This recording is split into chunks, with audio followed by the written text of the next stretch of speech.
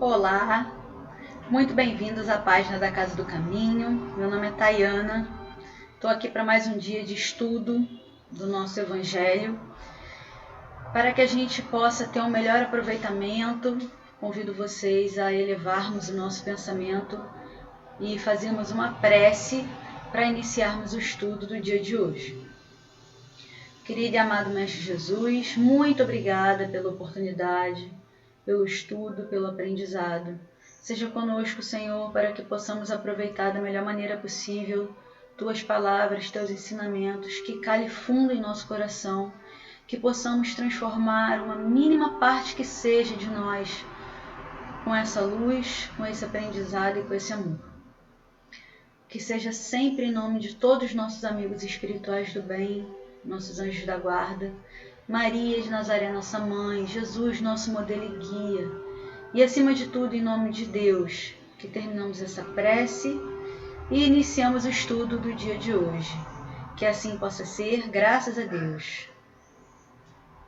Meus amigos, o estudo de hoje é o capítulo 13 do Evangelho, o item é o item 14, fala da beneficência e fala sobre o que a gente entende, né? Do que é fazer o bem, a caridade. Esse estudo ele foi editado pelo Espírito Carita. E aí, o que eu resolvi fazer para a gente ter pelo menos um entendimento de quem é o Espírito Carita? Esse Espírito, ele é muito querido, ele tem sido querido, né? E trazido em várias gerações espíritas. Ele se comunicava através de uma médium muito importante da sua época, a Madame W. Creel, ou Creel, eu não sei a pronúncia correta, mas ela morava em Bordeaux. Isso era na França, né? O berço desse nascimento, dessa insurgência espírita.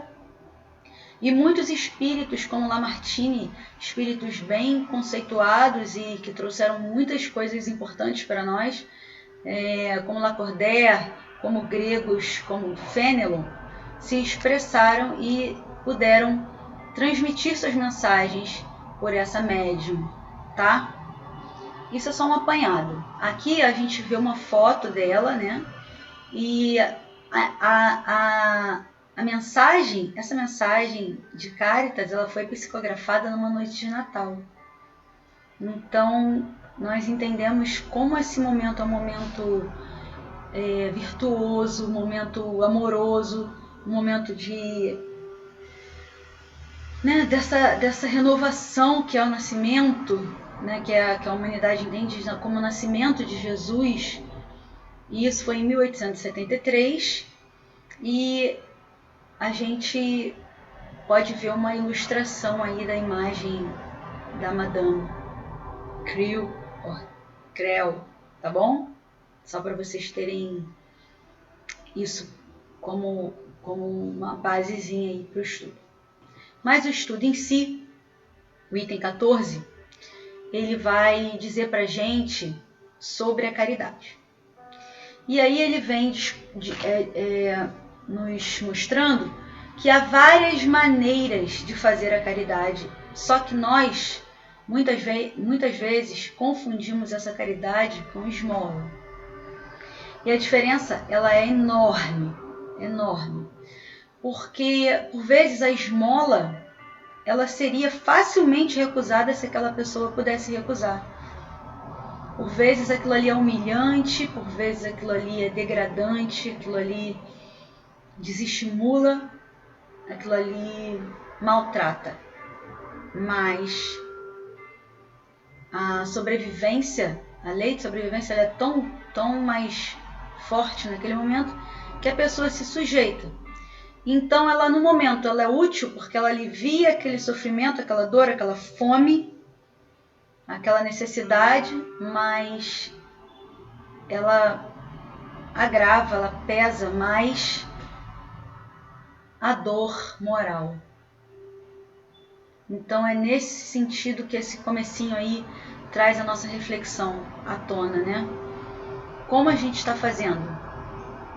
Porque entre a gente falar sobre o que é e definir o que é e o que não é, tem o ato de fazer e praticar, que é o mais importante. Para o espírita, principalmente, porque nós temos uma máxima do desapego ao materialismo, desapego aos bens materiais, mas nós nos pegamos julgando, nos pegamos determinando o que é certo e o que é errado e fugindo dos ensinamentos cristãos de amar ao próximo como a nós mesmos. E fugindo também da empatia, de nos colocarmos no lugar daquela pessoa. Por vezes, nós não temos o recurso material necessário naquele momento, mas podemos contribuir de outra maneira. Na sequência, esse espírito Caritas vem nos dizer que nós, espíritas, podemos fazer de maneiras muito diferentes e podemos proceder de forma muito diferente. Nós não somos pessoas que não são... Nós somos esclarecidos. Vou levar para o lado da afirmação. Nós somos esclarecidos com relação à crença da vida eterna, da continuidade, da possibilidade de estarmos em diversas posições, de hoje estarmos na condição de podermos ajudar. Então é nisso que nós temos que refletir, né? Nós temos que refletir com relação a convicções culturais da nossa época, com relação à posição em que nos encontramos na encarnação atual, e também refletir com relação aos ensinamentos que são imutáveis e que foram trazidos por Jesus para nós, para saber como nós poderemos, de uma forma amável, reunir em nós todos esses ensinamentos, todas essas peças, para que nós possamos fazer a caridade mais próxima da verdadeira e da pura possível, para que nós possamos penetrar na verdadeira sinceridade desse ato e aí sim praticar a caridade. Peguei uma frase aí do Ministério Público, de uma campanha que diz: não há esmola, dou esperança, que é o ouvido, um olhar de igualdade para com o nosso irmão em situação menos privilegiada que a nossa, e que a gente possa levar isso para o sinal, né, para a parada de ônibus, para a esquina, para qualquer situação em que nós formos abordados. Prosseguindo, escutai agora o que é a caridade para com os pobres e deserdados desse mundo, mas recompensados de Deus, se aceitam sem queixumes as suas misérias, o que de vós depende. Fazer-me-ei compreender por um exemplo. Agora esse espírito vai nos dizer uma coisa que a gente, na posição de não ser o pedinte, a gente deveria se colocar. Porque para que a gente tenha um bom aproveitamento da prova, a gente precisa passar por ela sem queixa. Por vezes, o supérfluo nos falta e a gente já traça um rosário de ladainha e de reclamação. Imaginem se o básico nos faltasse. Então, Caritas agora fala para realmente quem está na situação do humilde, do deserdado. Vejo várias vezes cada semana uma reunião de senhora, havendo-as de todas as idades. Para nós, como sabeis, são todas irmãs. Que fazem? Trabalham depressa, muito depressa. Têm ágeis os dedos. Vede como trazem alegres os semblantes e como lhes batem em uníssono os corações. Mas com que fim trabalham? É que vem aproximar-se inverno, que será rude para com os lares pobres. As formigas não puderam juntar durante o estio as provisões necessárias e a maior parte de suas utilidades está empenhada? As pobres mães se inquietam e choram, pensando nos filhinhos que durante a estação invernosa sentirão frio e fome. Tendes paciência, infortunadas mães, mulheres. Deus inspirou a outras e mais aquinhoadas do que vós. Elas se reuniram e estão confeccionando roupinhas. Depois, um desses dias, quando a terra se achar coberta de neve, e vós vos lamentardes, dizendo: Deus não é justo? Que é que vos sai dos lábios sempre que sofreis? Vereis surgir a filha de uma dessas boas trabalhadoras que se constituíram obreiras dos pobres, pois que é para vós que elas trabalham assim, e os vossos lamentos se mudarão em bênçãos, dado que no coração dos infelizes o amor acompanha de bem perto o ódio. Eu vou retornar à imagem e vamos conversar sobre esse exemplo. Cáritas traz as manifestações daquela ocasião, né? As mulheres que ficavam restritas aos seus lares, elas tinham afazeres domésticos, as abastadas, ou seja, as que tinham uma condição financeira boa, elas tinham tempo a mais, porque tinham pessoas que podiam executar as tarefas do lar, então as que queriam colaborar e as que tinham essa visão social mais apurada, elas observavam ao seu redor muitas mulheres sofrendo, muitas famílias sofrendo, porque era chegada, a gente não pode se esquecer que a gente está falando de um país europeu, e o inverno muito rigoroso, diferente do nosso. É a chegada do inverno, em que estas famílias sofreriam com o frio. E traçou um paralelo com uma fábula que a gente conta para crianças sobre a cigarra e a formiga. Falando da formiga, essas mães, elas obviamente se preocupavam com a chegada do inverno, se preocupavam com esse momento de maior penúria, porque fora a fome, fora a doença, fora a escassez, teria ainda o sofrimento maior do inverno. Essas mulheres, elas se reuniam em grupos e faziam roupas, faziam agasalhos e saíam em doação. A gente tem uma passagem bíblica muito interessante em que é contada a história de uma mulher abastada também, que saía em silêncio e levava sua filha, para que a sua filha visse o seu exemplo. Essa mulher, ela não queria ser reconhecida, ela não falava seu nome, ela não fazia alarde desse auxílio que ela levava, mas um dia ela foi questionada pela filha sobre a possibilidade de também fazer o bem. A filha também queria seguir o exemplo da mãe. E a mãe deu a seguinte instrução: hoje você não pode fazer o bem, porque você não tem posses. Para fazer o bem, você precisa doar o que é seu.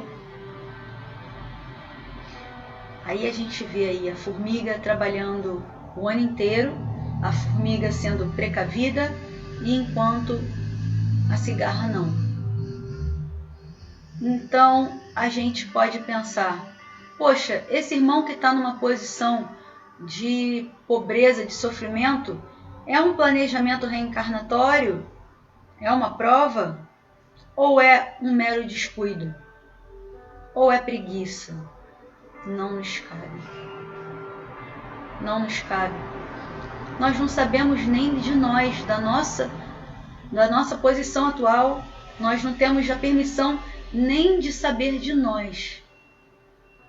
Então, a orientação é: faça o bem.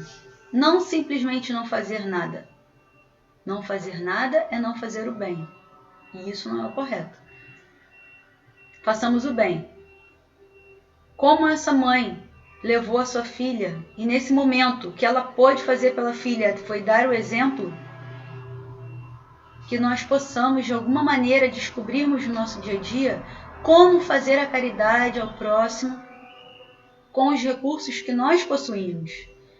Se for financeiro, se for mão na massa, se for oral, verbal, se for uma palavra, se for com o nosso trabalho específico, se for com o dom que nós recebemos, cozinhando, bordando, seja qual for, que nós possamos doar de nós o nosso trabalho para que o próximo receba, nesse momento de penúria, angústia e aflição, um momento de tranquilidade e paz. Essas mulheres, como trabalhadoras, são um exemplo clássico de nós, espíritas, trabalhadores da última hora, trabalhadores que não somos perfeitos, trabalhadores que não somos desapegados ainda totalmente aos bens materiais, mas que já recebemos a possibilidade do trabalho. Chegou até nós já esse entendimento de que nós temos que consagrar, olha que palavra forte, consagrar o nosso tempo. Tempo é um bem muito valioso, que nós temos que consagrar a nossa saúde, que nós temos que consagrar a nossa inteligência a isso, a melhoria e a transformação individual e do próximo, fazendo a caridade. Essa caridade que não está no outdoor, essa caridade que não vai para o Instagram, essa caridade que, se for para o Instagram, que seja para que a divulgação promova e acolha e atinja mais corações. Não para uma proposta de reconhecimento pessoal, não para uma proposta de favorecimento financeiro ou de marketing para você como ser individual. Que sejamos representantes de Jesus, que sejamos centelhas, partículas pequenas que vamos constituir o todo do trabalho e da obra que Jesus foi capaz de exemplificar e deixar para nós o roteiro. Esse Espírito Caritas, ele diz pra gente que a gente está com a mão na mão, tá com a faca e o queijo na mão, né? Que nós somos pessoas que estamos numa sociedade em curso para melhoria, porque nós já podemos difundir, ler, né? Que nós vamos conseguir zelar pela obra que nos chegou, com o exemplo de Jesus e com os exemplos mais recentes aí de pessoas tão boas, obreiros, trabalhadores tão bons que passaram por nós e que provaram pra gente que é possível fazer esse bem sem olhar a quem, né?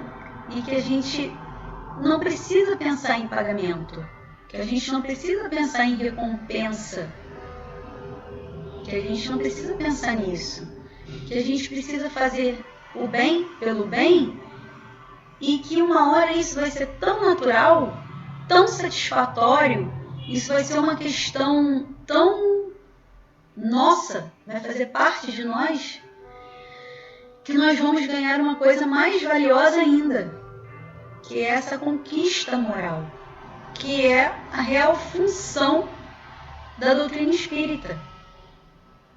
Nos aprimorar como seres imortais na nossa moralidade.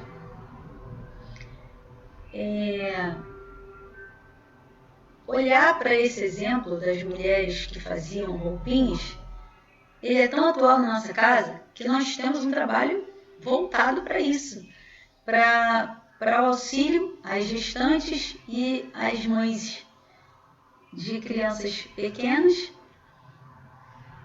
que muitas mulheres ainda que têm essa habilidade confeccionam roupinhas. Mas são tantas as vertentes, são tantas as possibilidades de trabalho, que a gente fica até sem graça de dizer que não se encaixa em nenhum. Basta que a gente entre, procure, se ponha à disposição, que esse trabalho vai chegar. E o curso no céu vai garantir, além disso, um receio maior, que a gente não vai errar. Se a gente estiver trabalhando no bem, se a gente estiver trabalhando com boa vontade, se a gente estiver trabalhando em prol do nosso próximo, sem essa necessidade do holofote, sem essa necessidade